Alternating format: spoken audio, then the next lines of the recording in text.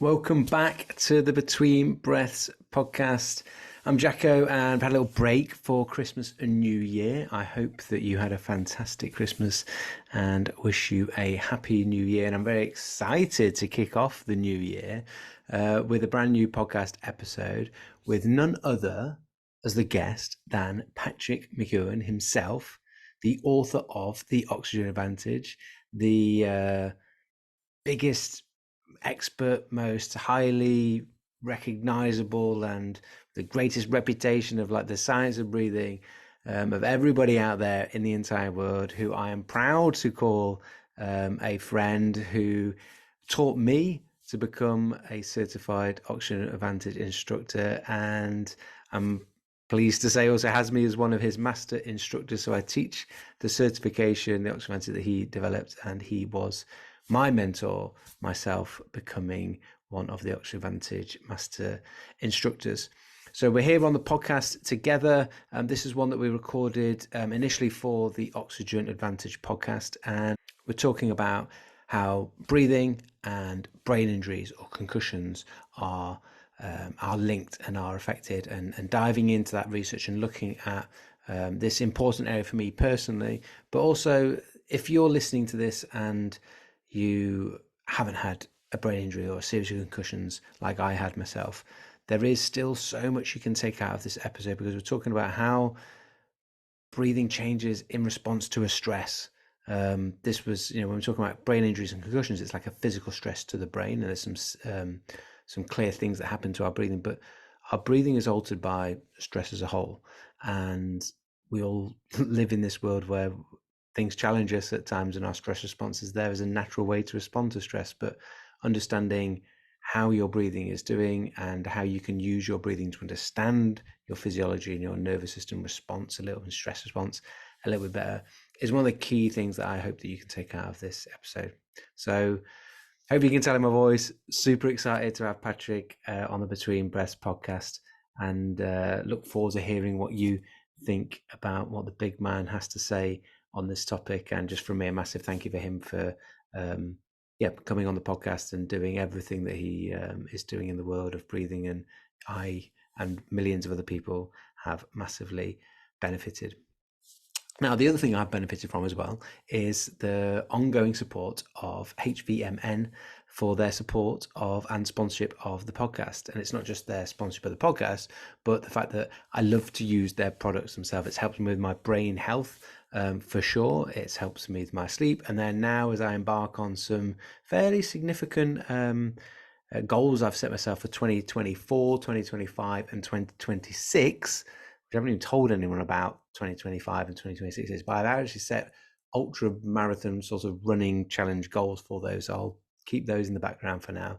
I'm not yet to announce those, but there is a plan, and it involves quite a lot of running and a lot of distance, and having a good fuel source for that, which the Ketone IQ product that I use from HVMN is that product, alongside some other bits and pieces that I've been experimenting with. This is something that's been a staple and helping with brain function and concentration and focus, but also massively helping with my sleep, which is something that I love to prioritize.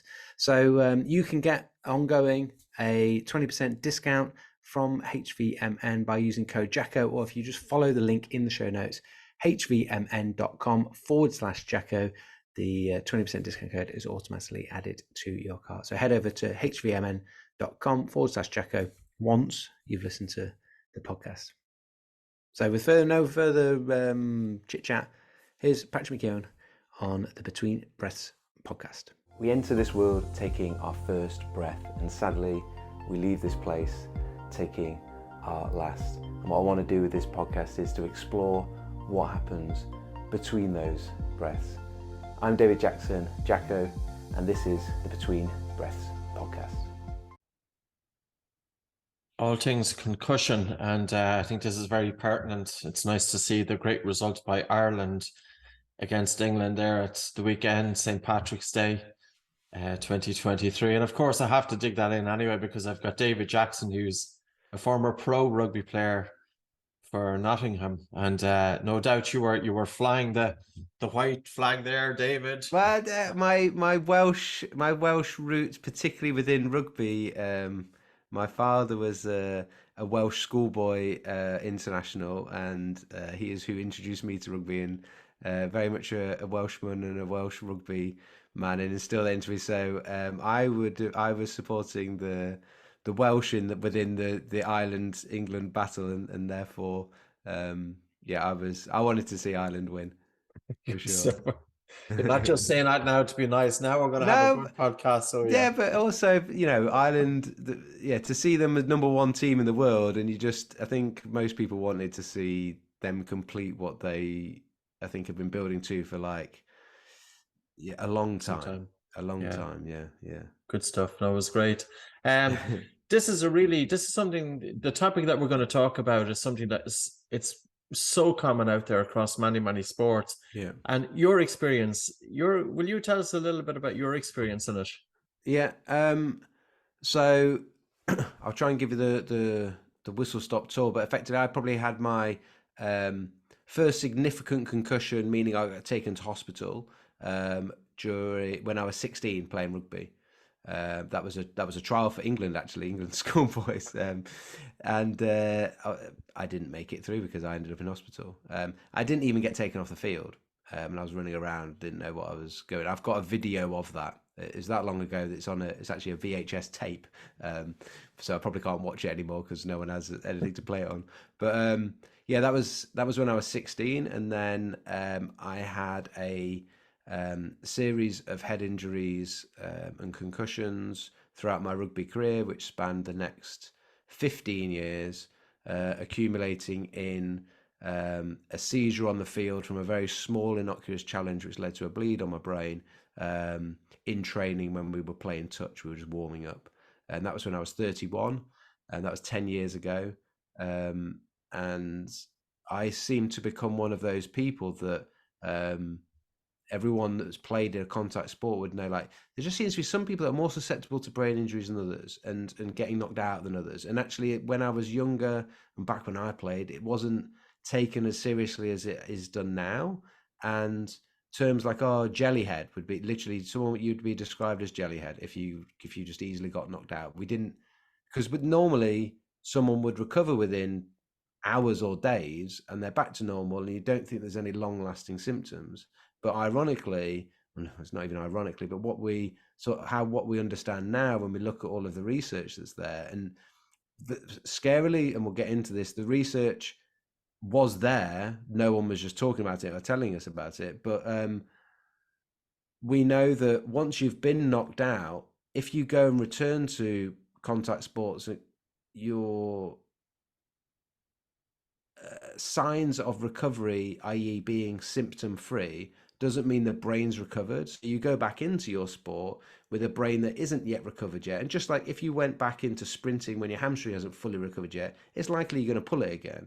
And so the same thing happens with the brain. It's just a little bit more complex in understanding how it is recovered, how long it takes to recover, and how do we sort of measure that. And there's some interesting stuff that we can talk about with the breathing for that. But essentially, you become more susceptible to being knocked out again if you haven't let the brain fully recover. And someone like myself went through a career where it probably had never recovered because it just kept happening over and over again. And the cumulative build-up is something we weren't aware of at the time either, that it's just linked into that, and that you haven't fully recovered. So next time, the cumulative build-up means that it doesn't take as much as a bigger impact to knock you out, and the symptoms last for much longer. So after my seizure in 2013, it took me a year to be able to get over my physical symptoms.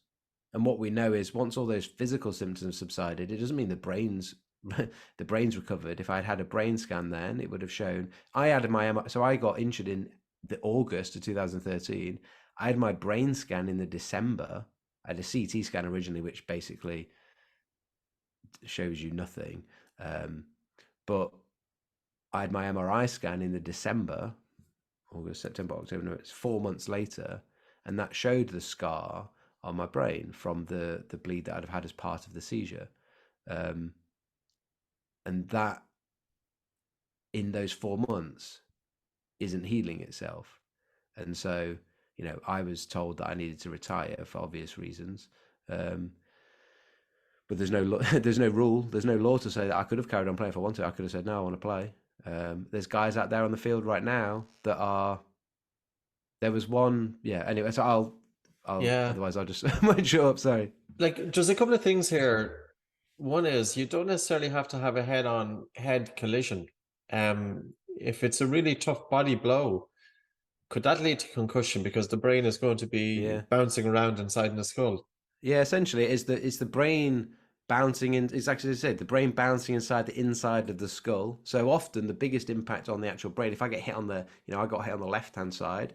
It's the right hand side where it impacts first on the inside of the skull. And yeah, if someone takes a massive body blow, and it doesn't have to be in sport. It can be there's millions of cushions happening every year outside of sport as well, where just the impact to the body is then causing that sort of whiplash effect in the brain rebounding on the inside of the skull causes the damage to the tissue on the inside.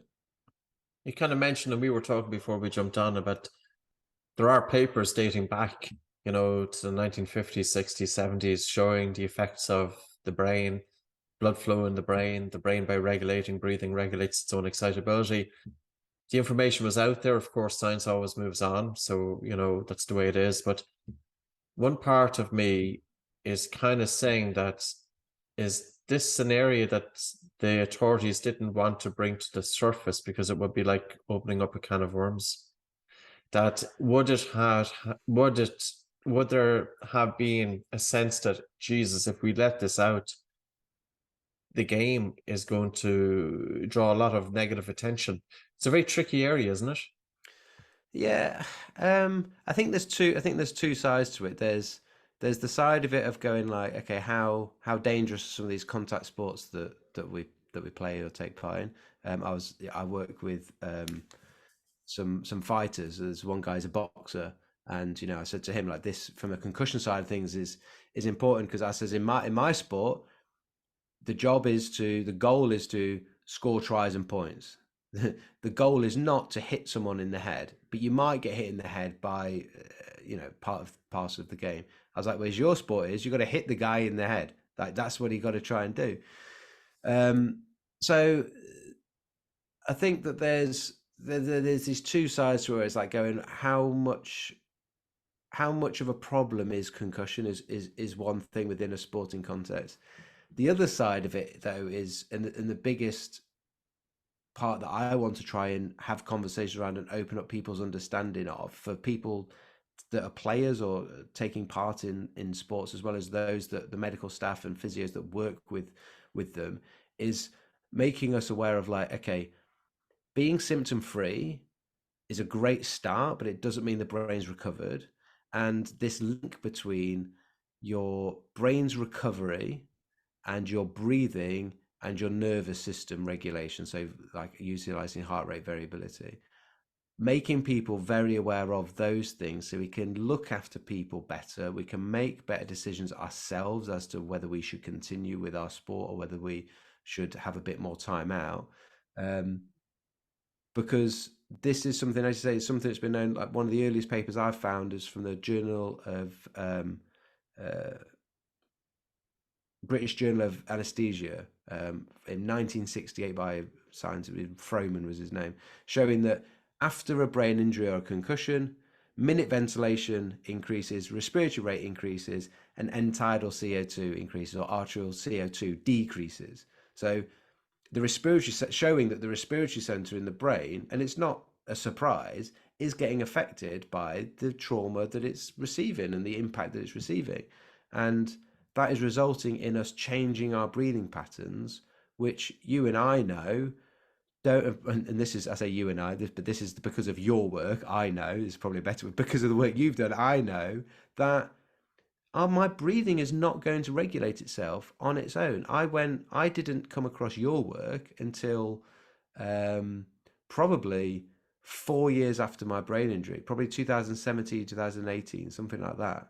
And when I did my assessments, like the Bolt score, I was 8-9 seconds at a push, but completely unaware of, is that bad? Like, oh, I'm bad at breathing. How am I bad at breathing? Like I feel well now. This is 4 years after my brain injury. I feel fine. I'm running and I can run well, and I'm exercising and I'm fine.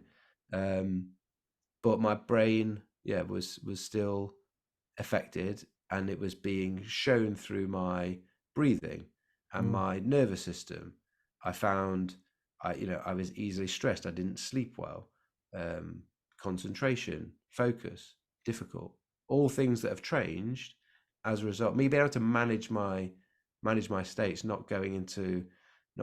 I've always been fine at like getting high and excited about things. We were talking about I'm moving to Wales. Like I've got no problem about getting excited about things, but it would be the lows that I wouldn't be able to control. So like depression is a common side effect of brain injuries. But if your brain is lacking adequate cerebral blood flow and therefore oxygen delivery to it, you're going to have a whole host of cognitive issues like focus, concentration, depression, poor sleep. So all the things I'm reporting, are they brain injury issues or are they breathing issues? Or it's sort of linked in together, isn't it?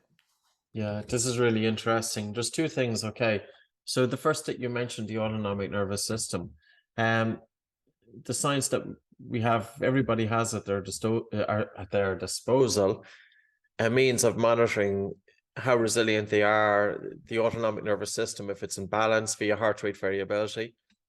And heart rate variability is a measure of vagal tone. So what you're saying is that if a player got concussed, their HRV should be monitored in the days, weeks, and even months following the concussion. And I'll let you take it from here. Yeah. I mean, so what we see in the literature now is that within I'm trying to find the study for you. We can put some links in the show notes for these, I guess, can't we? There was one study that showed that testing someone in terms of their having a brain scan, a functional MRI of their brain scan, and there is a problem with that in that you can't constantly scan people's brain because of the exposure of the test itself. But within, I think it was Wang if I'm saying pronouncing his name right, WANG 2016. Have you got it up there? I'm seeing if this is the right one. There was one. This is not the right one. I'm going to come back out of this one.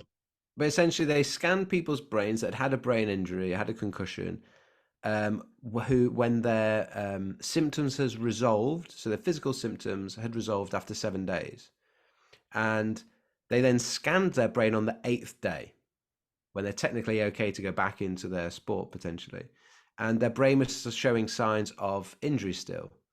They then also there was also then another paper where they tested them 7 months later. And 7 months later, there was still on a brain scan showing signs of injury. And it's just showing us that, okay, being symptom free is a good starting point, but it doesn't mean we're ready to go back into injury. If we want to try and minimize someone's chances of developing like dementia later on in life, trying to reduce the amount of exposure they get to potential second impact syndrome would be the worst case scenario, but that ongoing cumulative buildup of concussions, we need to have a way to better evaluate whether a brain is recovered or not. Things that we Can I bring you around here again? Yeah. Because this is the paper that you were talking about. So most individuals with concussion, they experience symptom resolution relatively rapidly, so within 7 to 10 days. And important clinical issues such as time course of neurophysiological recovery and the relationship between underlying neural recovery, return to play, and the risk for developing long-term problems have yet to be fully addressed. Now, this is published in 2016, and I doubt a whole lot has been discovered since then. But here's what you're talking about here. While the control group did not show any changes in cerebral blood flow, and this is blood supplied to the brain, the brain the brain takes about 15 to 20% of blood flow in the entire human body. So it's obviously vital that the brain as an organ is getting sufficient blood flow. Between the 2 points, concussed athletes demonstrated a significant decrease in cerebral blood flow at 8 days relative to within 24 hours. Yeah. And so even though they may not necessarily, so the symptoms may be resolved, but reduced blood supply to the brain is continuing in the absence of symptoms. It's kind of, you wouldn't think it's, because you would think that if there's something going on with the head that you would be experiencing symptoms, but that's not necessarily the case. Yeah. Well, I think that the things we know that the body does amazingly well is it adapts. And so you're going to have some sort of adapt, getting used to just like that reduction in blood flow. And where blood's flowing, oxygen's going. And so if we're reducing blood flow, we're reducing oxygen supply to the brain. And so we're reducing the thing it needs to not just function, that it needs to recover.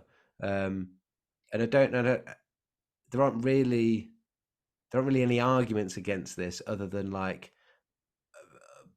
everyone within that sort of community putting their hand up and going, symptom management isn't good enough. We've got it wrong. We need to actually look at other things that are going on. So other things that are going on, we can assess people's breathing in all different aspects, whether it's mechanical, biochemical, or psychophysiological. We can assess all those things.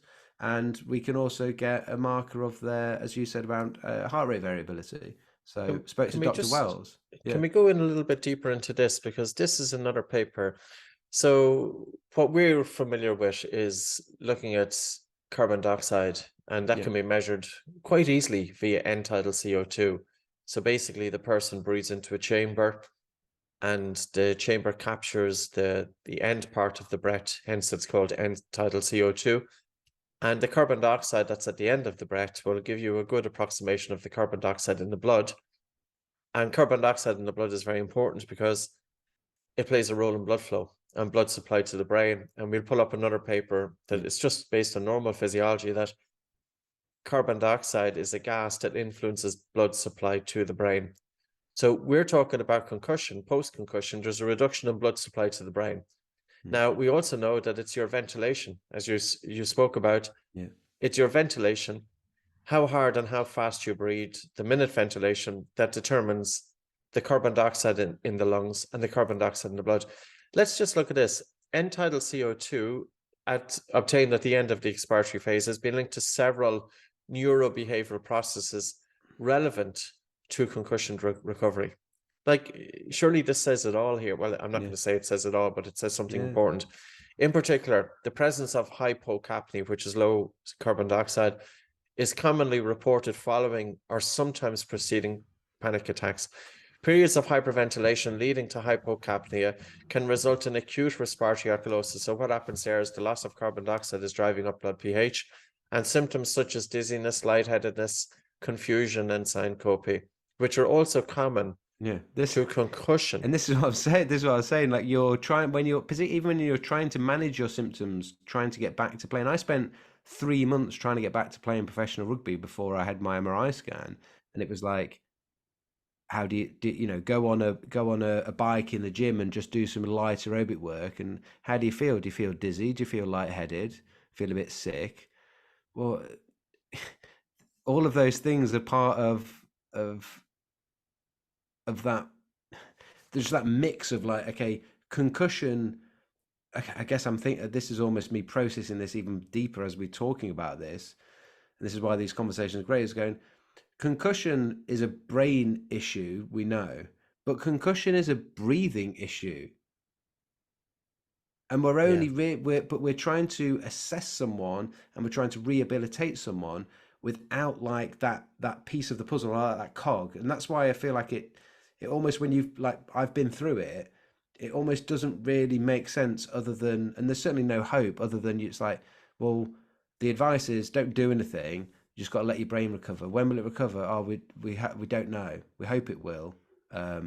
We've seen worse scans than yours, so you should be okay eventually. And that whole breathing piece, it's like, a brain injury is a breathing issue. Yeah. I was putting together a list. I'm putting together a list on the functions of the nose, because we know that the human nose has about 30 functions in the human body. And as part of that list, I came across this, which is quite interesting. The military, they're of course very interested in concussion, TBIs, traumatic brain injuries, and PTSD. Yeah. And they found that the sense of smell is a very good indicator of neurological deficits post-traumatic Right. brain injury. And, you know, we're talking about, is there a simple screening tool? So say, for example, a player gets concussed, aside from scans, and Yeah. is there any other things that could be very simple in terms of seeing where is that player at? So they found here that olfaction, which is our sense of smell, was a sensitive test for neurological injury associated with TBIs. Yeah. That's one thing.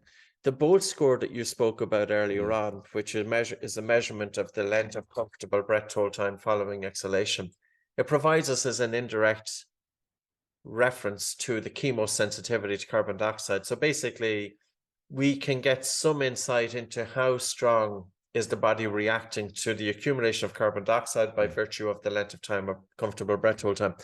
Bolt score is likely to be low then with somebody with concussion. Yeah. And then we know that when your Bolt score is low, you've got symptoms, you're more prone to symptoms of hyperventilation.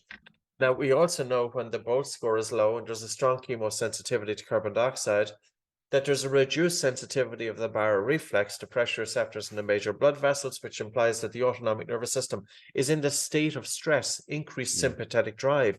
The body doesn't heal itself when it's in this constant fight or flight response. Yeah. And it's kind of, then we think of the symptoms associated with concussion. There seems to be a crossover between some of those symptoms: stress, maybe PTSD, poor sleep, anxiety, panic disorder, hyperventilation. It's almost that it's a kind of a pool of different Yeah. symptoms. Yeah. So And I don't think you can't separate them out, can you? You can't go, oh, is because, and this is where we often do these things in, it's highly unscientific, but we do it in science where we sort of try to separate something so we can understand it, but the body is all connected. So someone's take the rugby player that's had a concussion and he's had terrible sleep. Well, he's potentially prone to bad sleep because of his neck circumference from being a big dude. Like that's one thing. He's he snores because of a whole host of those things. And then you've got like his brain injury, and which is literally affected his brain. But then you've got the effect that that's had on his breathing, and it's like, well, which one of those things are the thing? And it's like, well, it's all, and his body's under more stress because it's dealing with that trauma. So the nervous system's more sympathetic dominant. That's going to affect his sleep. So the unscientific thing to do, but what we tend to do is like, which one of the things is it, rather than going, well, it's all of it. And this is where I then keep going back to breathing, though, because you go, well, it's all of it, but with breathing we can do something. And this is where it becomes really important for somebody. And I speak from someone that's been you're like wandering around in the wilderness for months. You can't think clearly, you can't sleep, you just can't do anything. You can't manage your emotions, all sorts going on. Everyone's symptoms are slightly different, but you have no hope when you're told to literally sit in a dark room and don't stimulate the brain. And not only does that not give you any hope, it actually isn't helpful for what we know the brain needs. It needs oxygen, it needs blood flow restoring to it. And by not doing anything, you aren't helping that happen. And it won't regulate itself, it will just adapt to that non stimulated environment. So giving people hope, as well as physiologically something like a breathing exercise that's going to help them increase cerebral blood flow or improve cerebral blood flow and oxygen supply, and just cognitively going, here's something that you can do. This will help your brain recover. I was depressed, sat on my sofa eating bags of sweets because I was told I couldn't do anything. Now, Yeah. The poor So diet that created isn't going to have helped me. The but mental state I it's was not the in, poor diet as well. Of course, it's not going to be but good. But Jacko, would it be common for rugby players to get anxious as a result of concussion because they're thinking it's impacting their game, it's impacting their future? exactly. And you've seen people go before you, and it's like, is this going to happen to, is what happened to so and so going to happen to me? Am I? It's, I mean, the psychology side of it's multifaceted in that, like, typically within rugby, um, you don't get 5 year contracts. It's 1 or 2 year contracts, so they're very short.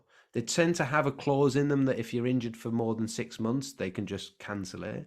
And you're not paid like a footballer that you haven't got millions of pounds in the bank. If you lose, like I lost my job effectively, and my career, I couldn't carry on that career. You have to start again. Now, with most rugby players, um, that is going to happen whether they retire through injury or not. They're going to retire just because they've got too old. Like, everyone is going to have to have a new career afterwards. So But you can plan for that. Whereas a yeah, concussion is something that you're. So here's the point though, hyperventilation.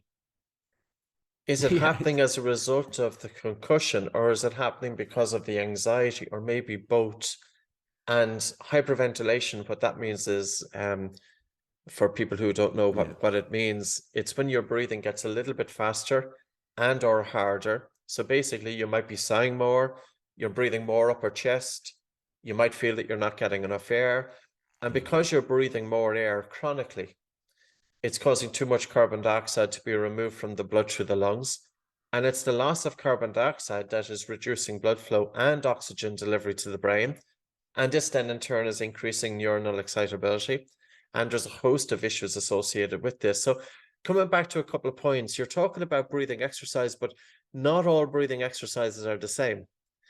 And I think yeah, that's an important discussion yeah. because for example, I started yoga, by the way, which Oh I think is yeah, quite cool. Yeah. show me your down dog. Jeez, no, I'm not gonna give me about 6 months. No, Okay, but yeah, I was doing it this but your morning. breathing during the yoga is going to be good though. I do breathing as well. The little thing I do know about is a little bit about breathing. So yeah, breathing nice and light during the yoga. But I was listening to some of the people on YouTube, and it's kind of interesting because when they're talking you through the poses, they're telling you to take these full big breaths. But that's not the information that you would want if you're concussed, because taking the full big breaths is only going to reduce blood flow to the brain further. Yeah, So let's have a conversation on that in yeah. terms of what exercises would you do? And when you're working with somebody who's concussed, what exercises would you give them in terms of how can we improve blood flow? Now, before we start, Yeah, I'll just show a paper to show the science that if you're wondering what's the science behind what we're talking about, it's just a normal physiological reaction yeah, that carbon dioxide, once you start to gently increase carbon dioxide in the blood, which, by the way, carbon dioxide in your blood is entirely influenced by your ventilation. So it's whatever volume of air you breathe that determines the partial pressure of carbon dioxide in the lungs. And it's the partial pressure of carbon dioxide in the lungs that determines the partial pressure of carbon dioxide in the blood leaving the lungs. So the pressure of carbon dioxide in the blood is entirely down to the volume of air that we yeah, breathe. We have influence over it. We yeah, can, in 2 to 3 minutes, even in less, we can increase blood flow to the brain. And, yeah, it's so easy, isn't it? yeah. You know, Well, I'll get two examples. One, I put out a podcast talking about this this morning, and had a reply from someone that's sadly, he said, you're talking about concussions and brain injuries. He's like, I've not had a brain injury as an impact, but I've got a brain tumor. Um, Sadly, but he said he's been. He was like, right. So in terms of improving, you're talking about there's some exercise I can do to improve oxygen supply and blood supply to the yeah. brain to help with healing. What Um, what I would do is just to tease it out, especially just to show people that because sometimes people think breathing exercises, oh, any breathing exercise. No, no, well, there's specific breathing so he'd exercises been doing designed. so he'd been doing Wim Hof breathing, which, Yeah. and he was like, so are you saying there's some other things I need to be considering? The thing Now, with the thing with concussion though and hypoxia is like we don't want to stress the brain, and the nervous system is already stressed. So like doing trying to increase blood flow through gentle breath holds like exercise one with through the CO2 mechanism. There may be a mechanism for strong breath holds or the Wim Hof method that drops it down low, but that being a stressor, the nervous system, as you'd said, like we're already in fight or flight. It doesn't need more of that. Um, yeah, this is a really good point because Wim Hof method is so popular out there. Hyperventilation is going to get rid of carbon dioxide.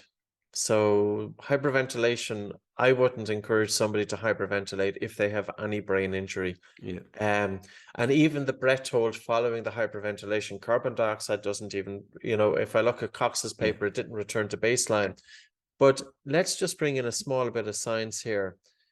So carbon dioxide influences blood supply to the brain. And normally during rest, carbon dioxide, it stays in around 3 millimeters of mercury. It doesn't change by all that much. So carbon dioxide doesn't change a whole lot throughout the day, unless, of course, you have sleep apnea. But if, for example, cerebral blood flow increases by 3 to 4% per 1 millimeter increase of the partial pressure of arterial carbon dioxide, reaching its highest level when the PaCO2 is elevated by 10 to 20 millimeter of mercury.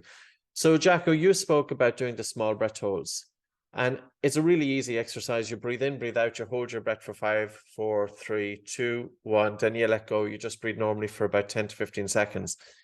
That is going to increase cerebral blood flow. That's going to increase carbon dioxide yeah, by, I would say, by about 3 millimeters of mercury. And in turn, then it will increase cerebral blood flow by up to 10%. Now, the breathe light exercise will also do it. yeah, And even if you go for a walk with your mouth closed, carbon dioxide is going to increase in the blood. Now, if you run with your mouth closed, carbon dioxide will increase in the blood by maybe 4 millimeters of mercury, which will increase blood flow to the brain by between 12 and 16%. If you do a longer breath hold, it will increase it further, but we don't want to be doing long breath holds yeah, with concussion. So there's a whole range of exercises that a person who's concussed can do. yeah. Well, It's very gentle. there's two things to say on that. Like one is that um, it won't take much in terms of in the acute phase of a concussion. It won't take much for someone to trigger their symptoms. So if they go for a walk, that could trigger their symptoms. Or if the walking is okay, going for a fast walk or a jog might trigger their symptoms. And so what we want to do is we do want to exercise in itself, low level aerobic exercise helps with increasing blood flow to the brain. And so someone that is understanding about concussion recovery but not about the role breathing plays will now tell us actually rather than doing nothing, you want to do some very light aerobic work that takes you up to but doesn't trigger your symptoms, which is With great. Well, which is with great advice, but like you say, you've potentially going to try and do some low level aerobic work without an understanding that your breathing mechanics and chemosensitivity has been changed, and probably your psychological relationship with that air hunger has changed. And so if you're going there not understanding the breathing, the part the breathing plays, you may go and do some aerobic exercise, but actually mouth breathe too fast, and then actually it could end up being a little bit counterproductive. it could So have the opposite effect. yeah, so try ensuring that you're doing some low level aerobic work that doesn't trigger your symptoms, where you are trying to breathe light, you are trying to breathe quieter, you are trying to be slower, and as you pointed the note, keeping it nasal, so in and out through the nose. Now, for really bad brain injuries, you won't even be able to go out walking. And then this is where we can provide real hope for people, because we can still do something. You can be sat down station, you can be lying down in your bed, and you can be doing the exercise with short, gentle little holds. And if 5 seconds feels like too much, you can just do it for 1 second or 2 seconds and gradually Yeah. build our way up. And the breathing light exercise, where we're actually practicing breathing less, all of which you can get plenty of videos of Patrick and myself doing these things. There's something people can do to get the increase in blood flow that exercise gets without doing any exercise. And that's where, when we understand breathing, we can really help with our brains. When we understand how breathing affects the nervous system, my second point, why this is important, we've already said that the nervous system is under stress, so we're more sympathetically dominant. We can measure people's HRV. Dr. J. Wells, I know you've done a lot of work with him. I had a conversation literally last week about this, where he's got a device that can measure real-time HRV, which is going to be great for people that have access to that. Where post-injury, post-brain injury, post-concussion, average is about 3 to 4 months before baseline heart rate variability normalizes. So the body's staying in that state of stress. So the breathing light and the many short breath holds exercise are both like calming, down regulating, parasympathetic promoting exercises. Whereas stronger breath holds or Wim Hof breathing or any type of hyperventilation exercise with some long breath holds, that is a stressor on the nervous system, and your nervous system is already going like, whoa, like we need to just calm the hell down. And so if we're not sensible and not educated and not making informed decisions about what tools we're going to use to help improve our brain's health, then we can be, and this is where I think it's really important that we talk about these things, because it really makes me feel sad to know this, that like there's people out there trying to do something to help, but they're actually picking the wrong thing just because they haven't understood the process. So they're two really big things that we can actually get the benefits that low level aerobic exercise will do for your blood flow without actually doing exercise, which means anybody, no matter how severe your brain injury is, well, unless you literally can't control your own breathing, but generally speaking, you understand what I'm saying. And also it can be down regulating for the nervous system. So even if you haven't got technology to be able, or a device to be able to measure your HRV in real time, even though those things are available, if you can't, because not everyone's going to have access to that, we can guarantee you that, well, you could do something like just take your pulse. Not okay, pulse isn't a measure of your heart rate variability, but after doing some of the breathing light exercises or the many short breath holds, you'll see your breathing rate and your pulse rate calming, which is a good sign, and you'll feel better.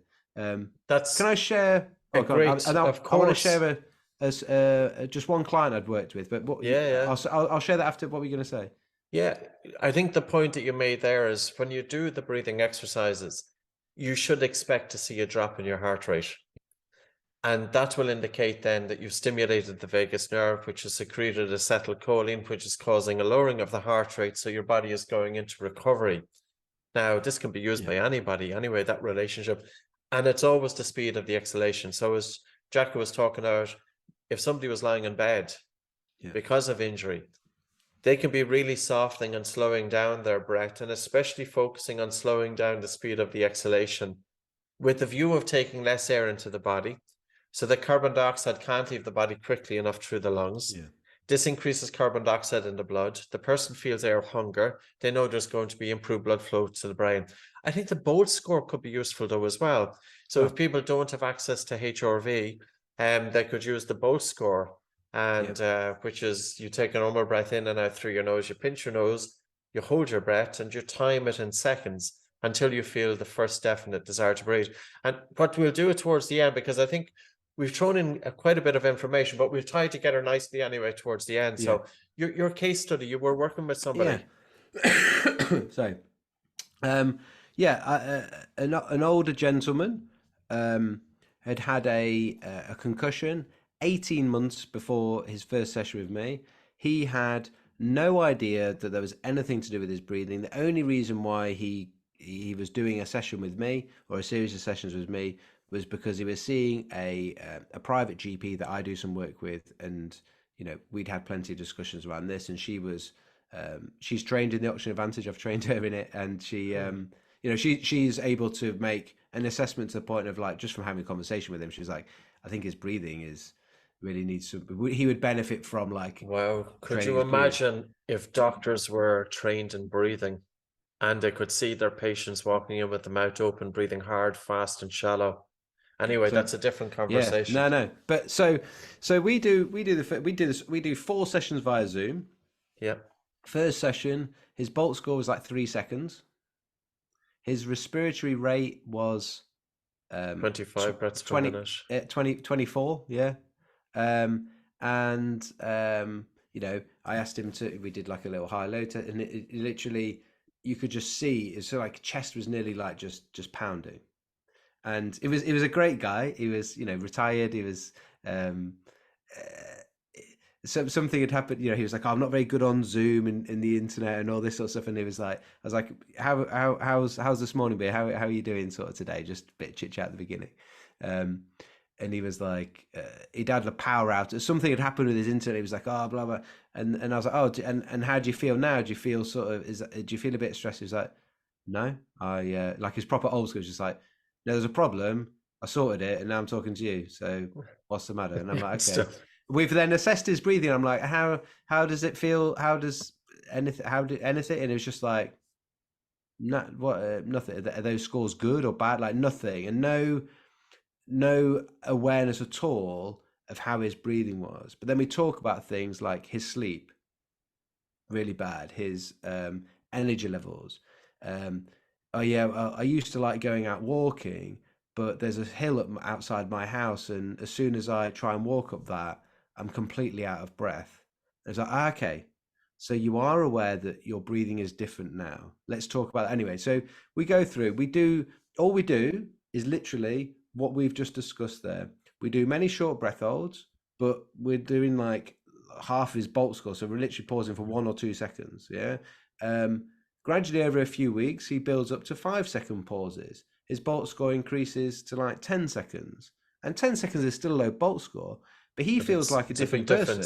Yeah, for And him. we're practicing breathing light and breathing quietly. So literally 2 exercises: the breathe, softening the breath, breathing light, breathing quietly, trying to breathe a bit slower, calming the nervous system down.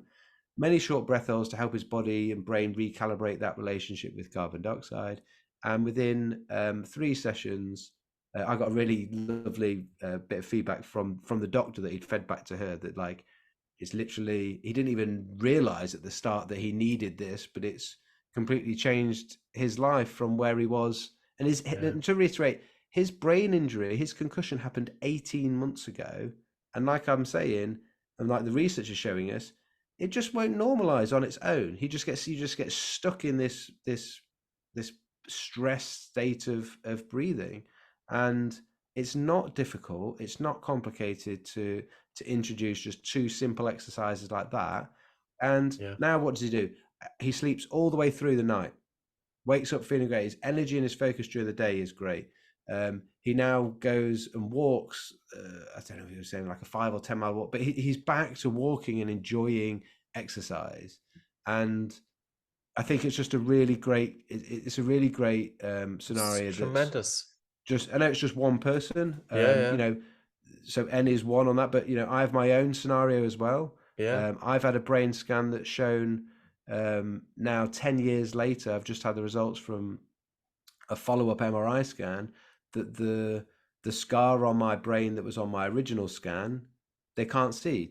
The brain has healed itself, and I feel that it's because of your work. It's because of the retraining of the breath that is improve cerebral flow, improved oxygen supply, creating the conditions for the body and the brain to heal itself. I very sadly have got a number of friends that I played rugby with that have gone through similar, quite a lot of them actually, less severe incident of like the major like head trauma that I had at the end, the result of that of a bleed on the brain and a seizure, like not as dramatic as that, but their follow-up scans are their brains getting worse.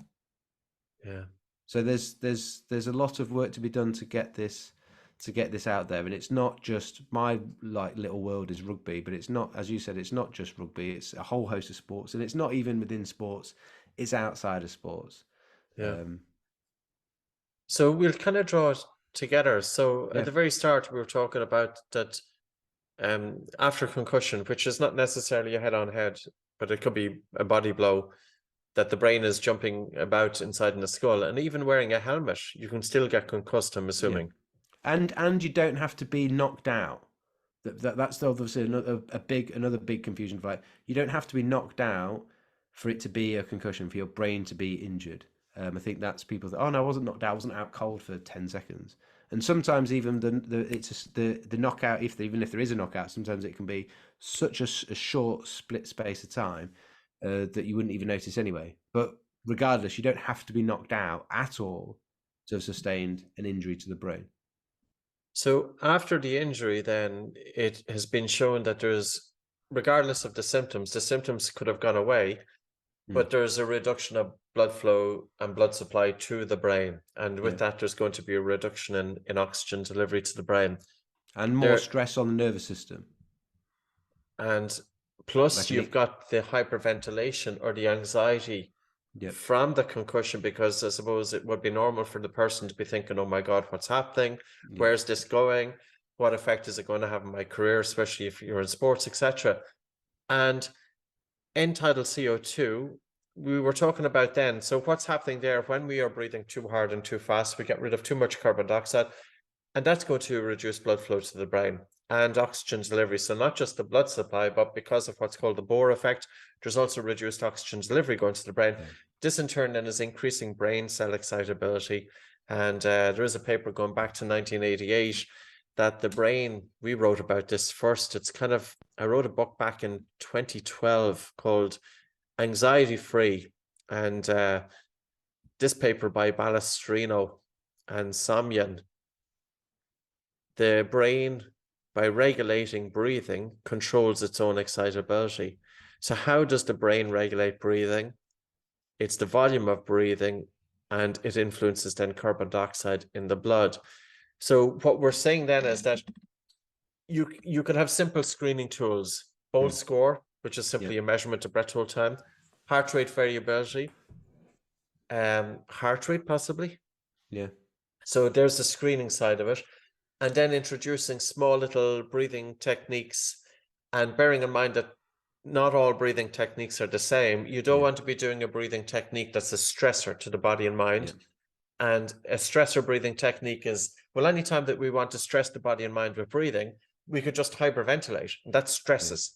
Or we do a long breath hold, and that's a stressor. But you don't want to go there with concussion. We have to be going really, really gentle. So you were talking about doing small breath holds, even if it's 1 or 2 seconds, 3 seconds, 4 seconds, breathing light, breathing really slow with a relaxed exhalation, softening everything, or doing mild aerobic exercise with the mouth closed.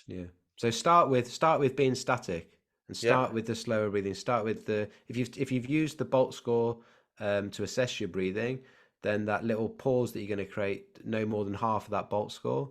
And then as you feel like you're getting more almost like resilience to be able to then do some aerobic exercise, like go for a walk, and as you said, like with the mouth closed and breathe for nose, and try to actually don't let your breathing just go and do whatever it wants. Try to breathe calmly, try to breathe LSD, try to breathe light, slow, deep during that, and then gradually build up your aerobic intensity very, very gently and slowly. But it can start with static whilst you're lying in your bed, if that's where you're at with your recovery. Do you do one-on-ones? I don't do one-on-ones. Do you do one? So you work individually with clients? With clients, yeah. Okay, so maybe just towards the end, just mention how people may be able to drop you a line. Sure. In terms of course, they can go with what we're talking about here, but I'm assuming some people might feel a little bit more comfortable if they have somebody to work with. What else? What were the other points that we were talking about? Oh yeah, how often should we be doing it throughout the day? 5 minutes every hour. You would do it 5. Like I would typically start if somebody is feeling quite stressed, or I haven't actually worked with somebody with TBIs, so I'm thinking about, say, maybe somebody with chronic fatigue syndrome or somebody with long COVID. You have to go really easy. So 5 minutes every hour would be the most. Sometimes it might be 2 to 3 minutes every hour. So little pockets of time, but spread out throughout the day. I try to just, if I'm working with someone individually, we try to just work with them on like, what does your routine look like? What feels like you're going to be able to do, not create, because we can for sometimes create more stress for the individual when we say, right, I want you to do it for 10 minutes every hour, which might be great for them to do, but if they don't then do it, they then feel like they've failed. And it's like, I literally, after session 1, I start with, look, you've never done this, you've never done any breathing exercises. So if you just do it once, it's better than nothing. But hopefully when you do it once, you'll feel calmer, you'll feel a bit better, you'll be encouraged to do it again throughout the day. And then we look at when throughout the day is going to be most successful for you. So that's, if people are thinking about doing some exercises, think about when is it going to be appropriate for you to do. And it's a little bit of just understanding yourself. Some people set an alarm that goes off every hour and they'll stick to that. I've never been able to do that. For me, it's like, right, when I go and do X, then I'm going to do this. When I'm driving the car, rather than listen to the radio, I'll do light breathing. When I'm doing the dishes, I'll do, I just attach it to Build a something habit. else I'm already doing. Yeah. Build a Which habit. is Yeah, good. yeah, You're stacking it, which is great. yeah, It's the way I do it too. But yeah, no, it's the easiest way. We kind of can ensure we're doing it then.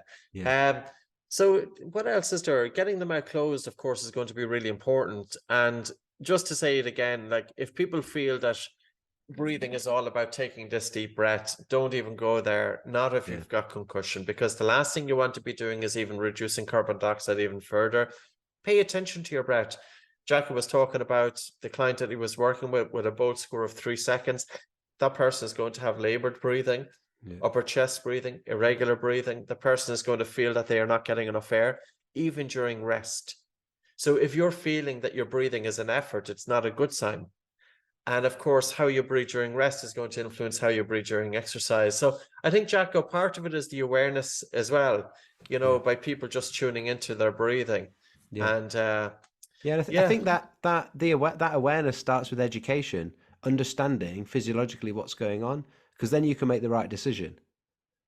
yeah, Because you say that, we understand and we appreciate that those sensations of feeling like you want to take a bigger breath make you then think that, or you maybe do take a bigger breath, and you take a big breath in, but you take a big breath out.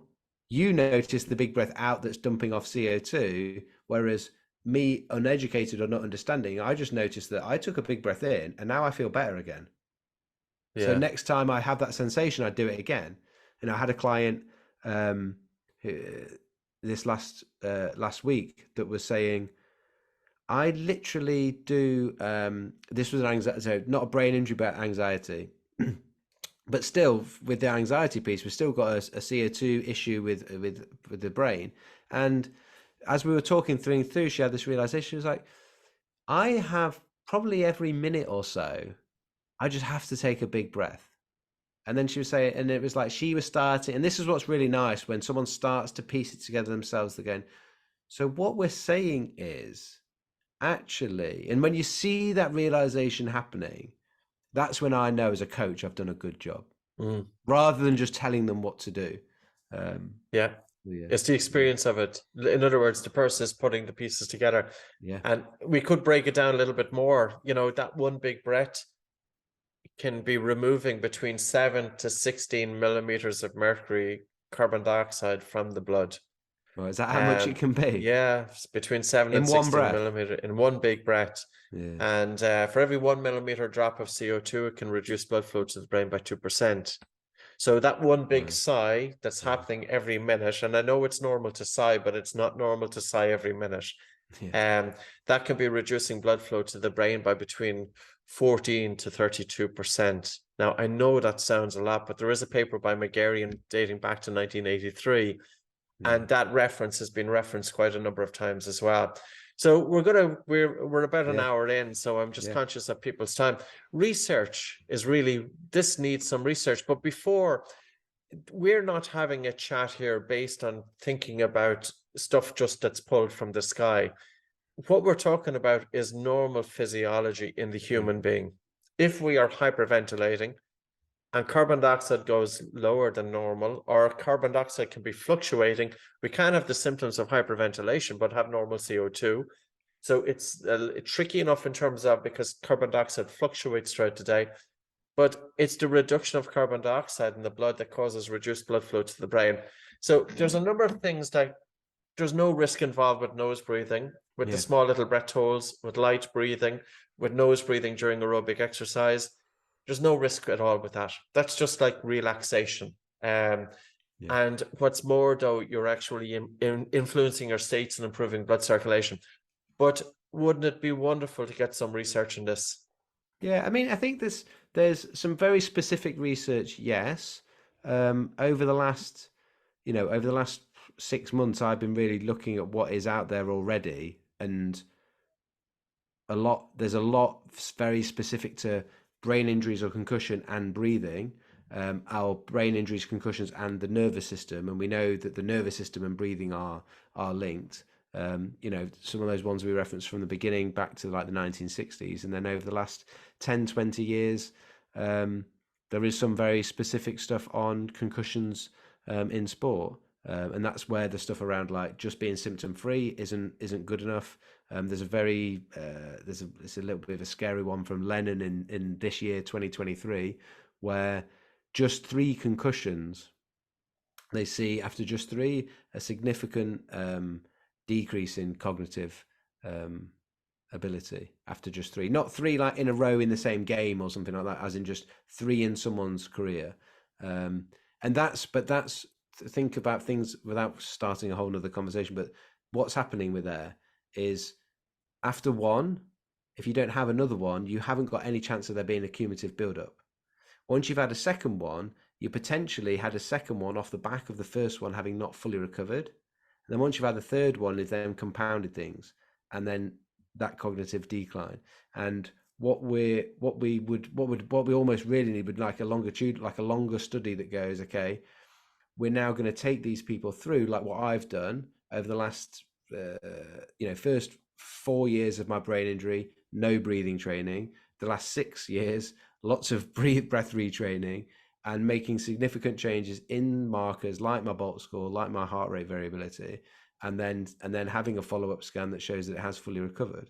Now, that doesn't mean I'm going to go back and play rugby now all of a sudden, because I don't think it would still be a good idea for me. But it shows that I guess what research there isn't is on the interventions we're talking about directly. But there is plenty in the literature that says brain injuries influence breathing and the nervous system negatively, and that the major issue with a brain recovering is cerebral blood flow and oxygen supply to the brain. What we also know is there's a load of research within the literature that shows breathing helps, and hopefully we've understood from this conversation now that breathing helps influence the nervous system, helps influence cerebral blood flow and oxygen supply to the brain. So we're just putting those two things together and saying, here's a solution. And then I've got some case studies where I say, and it's life changing for people. If that's not enough for people to want to utilize it with, if you're a physio or a doctor that's working with these types of patients, and the advice you're saying is purely some very gentle breath holds and some very light breathing all through the nose. There's no side effects, and there's nothing. It's only good.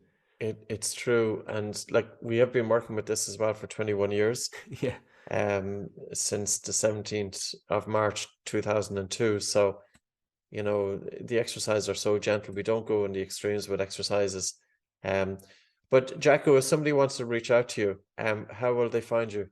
Probably either just a direct email, david.jackson@oxygenvantage.com, or if you're on social media, jacko.david.jackson on Instagram is easiest.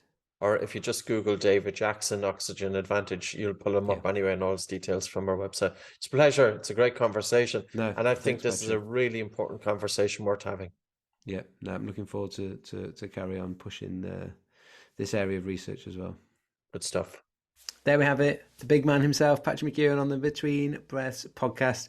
Hope you enjoyed this one as much as I did. Please do like it, share it, tag us in Oxyvantage, jacko.david.jackson on your socials, and I'd love to hear. Put some comments. What did you make of it? What did you take away? I'd love to hear from you. And if you want to email me directly, got any specific questions about brain injuries for yourself or someone that you love that needs some help, then I have got a free seminar on the probreathwork.com website. And if you want to get in touch, I'll put a link in the show notes for that. And if you want to get in touch with if you email info@probreathwork.com, you can get directly in touch with me that way if you have any specific questions on that. And then also, as well as your usual things around subscribing to the podcast and sharing it and all that, wanted to let you know about some key big things that got coming up for this year. big certifications with the Oxygen Advantage. So 9th to 11th of February, as I record this podcast now, there are still a few places left available for that, but it probably won't be for long. So do get a hurry on if you're up for that. All the links for this will be in the show notes, so nutprobreathwork.com. That's my website. So 9th to 11th of February is in Nottingham, 3 days to become a certified Oxygen Advantage instructor.